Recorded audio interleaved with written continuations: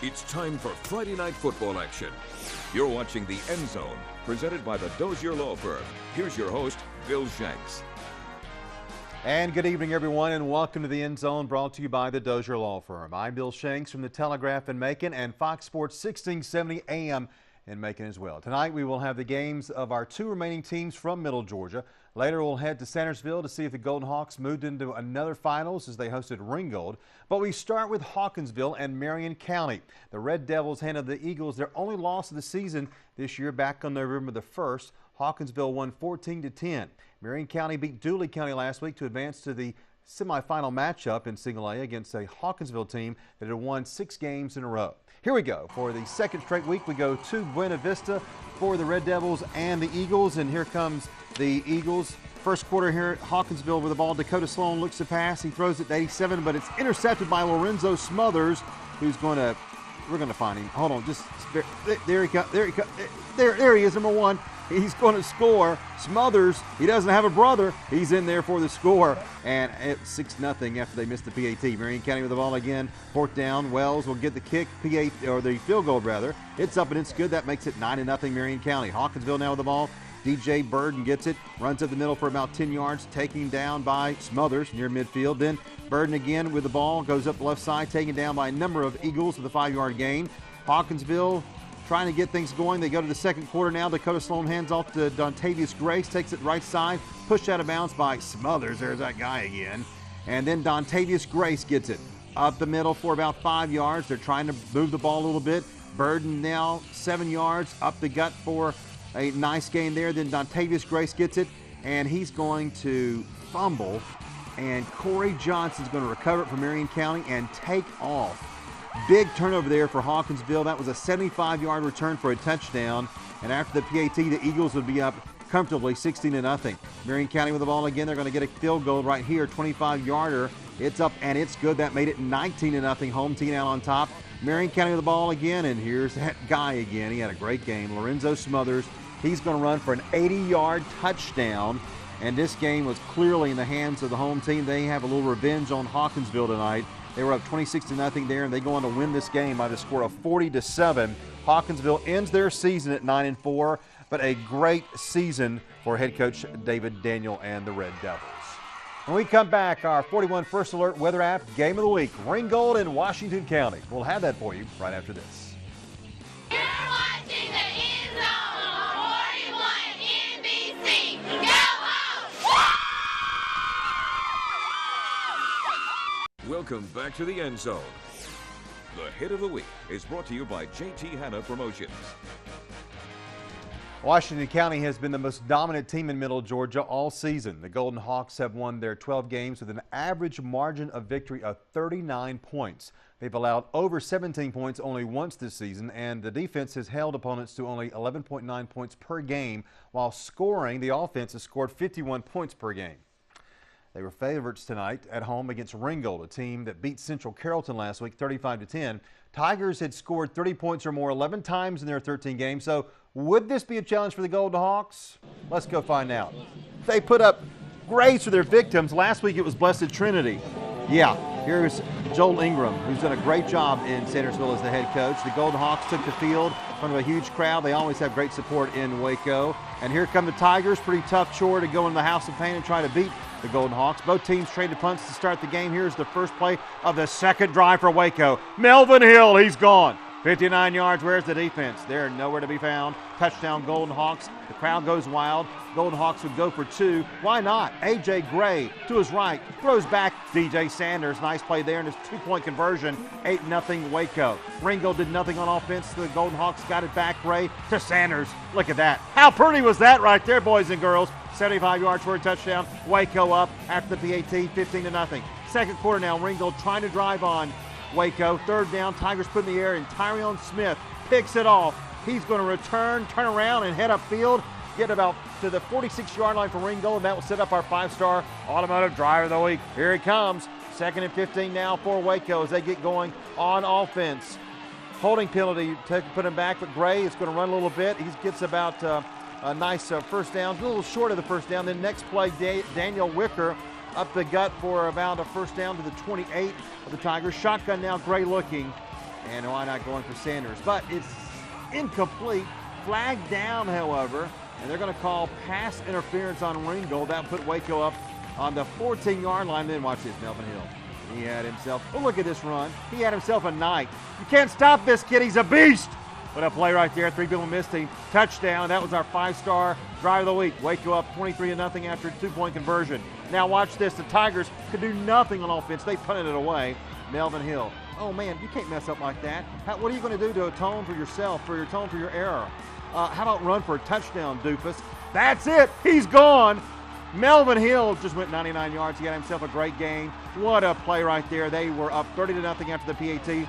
They led at halftime 30-0. They won easily tonight, 37-0. The final over Ringgold. The Golden Hawks are headed to the state championship next Friday at 5:30. After the game, our own Tucker Sargent talked with Waco head coach Joel Ingram. We are here with the winning coach tonight, Joel Ingram. So, Coach, that first half, 37 points. It made it pretty easy in the second half, huh? Yeah, you know, I about gave myself a stroke. I was still coaching hard in the second half. You know, to our standards, we didn't play as well in the second half as I would have liked to, but just great. Our kids came out and played electric. A.J. Gray was battling the flu, and I thought he came out and played very courageously on both sides of the ball. Melvin Hill, Danielle Wicker, the whole offensive line, defense. Can't say enough. I've been saying that's the story all year, and they were the story tonight. I mean, I went for it on some 4th downs that I probably shouldn't have just because of my confidence in my defense. And I put them in some bad situations, and they still played great. But that's on me. That was bad coaching. But I can't say enough. Great kids make up for bad coaching times. But I'll do better next week. I just got a little bit too much, got greedier, too much gunslinging. But I'm so proud for these kids, these coaches. And, you know, to God be the glory, man. I mean, he works in mysterious ways. I don't deserve probably any of this success that I'm having as a coach. But, you know, he works wonders, and I just want to thank my Lord Jesus Christ for this, and just these young men and these parents for allowing us to have kids that we can coach, that we can work with, they can prepare like men, take corrections like men, and move on to fight the next fight. And just for this community to get to go play another game, it's been 9 long years. I'm so happy to be back. So it's a great feeling to be back. You have, I'm sure, a lot of congratulations to spread around tonight, but talk about Melvin Hill and that punt return that he picked up, and how about that? Oh, it's just like I drew it up. No, man. I mean, like I said, players make plays, and that was just a tremendous, tremendous play by him. It was a great punt, and he just kind of, the wind carried him and went a little over his head, and he just made a play. And, I mean, he can make something out of nothing, and I just love him. And he's just what he's contributed to this program. He's been a human highlight reel, and I'll take it any way I can get it. It's not how you draw it up, but I'll take it any way I can get it. All right, congrats again, Coach. Washington County heading off to the state championship game next Friday. Back to you, Bill. All right, Tucker, thank you very much, and congratulations to Coach Ingram. We'll tell you who they will play and take a look at all the other scores right after this. Please don't forget that I'm on the radio as well. Join me every weekday afternoon from 3 until 6 for the Bill Shanks Show on Fox Sports 1670 AM in Macon and online at foxsports1670.com. Plus, listen to our morning show with Charles Olson and Daniel Shirley every weekday from 7 until 9 a.m. All right, let's look at our final scoreboard of the year. Let's take a look at who won around the state of Georgia, and we'll start in Single A, the public schools. Charlton County, the Indians, 8-4 coming in. They're now 9-4. They beat Irwin and Ocilla. What a great game this must have been. 34-33 is the final score. Rich McWhorter, the coach down there in Folkestone. Great program. They're headed to another finals. They will play Marion County, who again beat Hawkinsville tonight in Single A. Charlton County versus Marion next Saturday at 11:30 a.m. Private schools for Single A. You've got Aquinas over in Mount Pisgah. 17-16 is the final score there. The Fighting Irish from Aquinas now 13-0. They will play Calvary Day. Calvary Day beat Eagles Landing tonight in overtime, 35-34. The Cavaliers have now won 11 straight games, so it'll be Calvary Day versus Aquinas next Friday at 2:30 in the private schools for Single A at the Georgia Dome. Double A, Benedictine loses to Lamar. Lamar County kicks a field goal at the very end.